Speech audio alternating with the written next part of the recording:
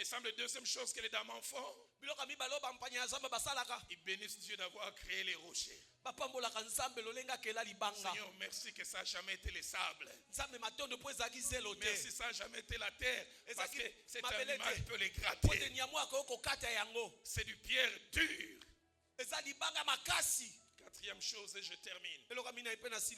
Qui se passe avec les damans. Cachés dans les rochers. Il semble que les damans continuent à avoir peur. Quand il entend les rugissements du léopard ou du lion. Mais même dans sa peur, il se rend compte qu'il ne peut pas les toucher. J'aimerais dire à quelqu'un, de la même manière tu prends un cancre là, tu le mets dans une bouteille. Quand il voit un coq s'avancer, il a peur. Quand le coq frappe son bec, il entend simplement les bruits. Tu es caché là où on ne peut te toucher. Tu es caché là où on ne peut te toucher. Pasteur Pati, j'ai trouvé la joie, le bonheur d'être en Christ. Avoir sa vie cachée en Christ. À deux occasions. La première occasion, on est en 1993.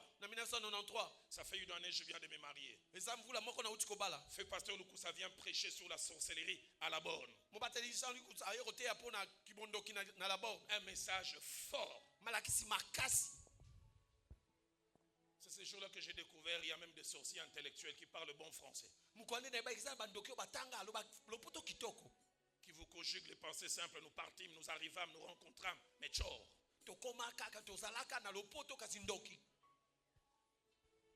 Pasteur Lukusa prêche, il lance un appel à ciel ouvert. Ceux qui veulent quitter la sorcellerie qui viennent.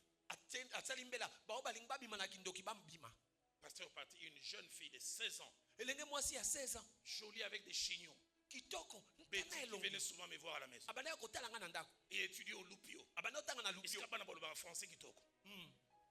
Je la vois passer.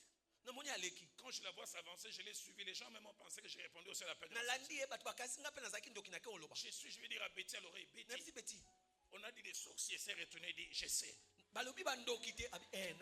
Pour dire Nazar. Pasteur Pati, je suis allé m'asseoir, j'en revenais pas. Mais j'ai dit, Betty, Betty doucement.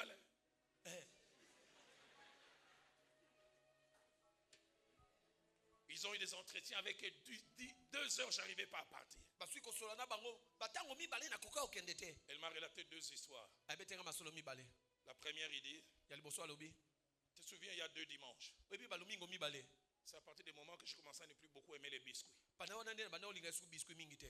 Parce qu'avant tout le monde savait à la borne que j'aimais les biscuits. Ce jour-là, j'étais conducteur de louange, j'ai conduit la louange. Le deuxième culte fini, j'étais vers notre kiosque, j'ai vu Betty venir avec un carton de biscuits. J'ai regardé même pas au visage, j'ai dit biscuit.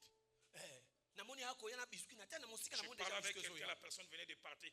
Betty était, je pense, à 10 mètres. Une maman est venue, mais happée à la main. Il m'a pris moi. Elle m'a pris 2 heures d'entretien.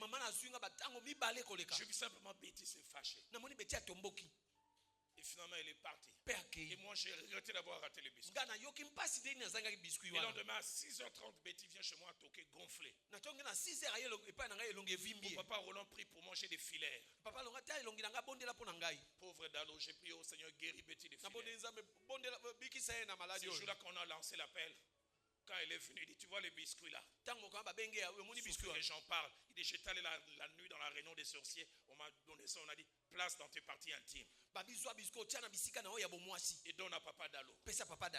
Quand il mangera, il cherchera à coucher avec toi. Et arrange-toi que ce soit un endroit où il y aura un scandale. Mais